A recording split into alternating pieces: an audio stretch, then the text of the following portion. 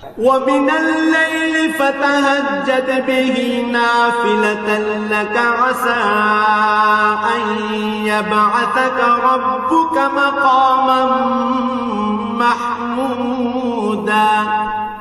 রাতের কিছু অংশে তাহাজ্জুদ নামাজ প্রতিষ্ঠা করো, এটা তোমার জন্য ফরজ নামাজের অতিরিক্ত একটা নামাজ। আশা করা যায় তোমার মালিক এর বরকত দ্বারা তোমাকে প্রশংসিত মর্যাদায় প্রতিষ্ঠিত করবেন। وقل رب أدخلني مدخل صدق وأخرجني مخرج صدق واجعل لي من لدنك سلطانا نصيرا।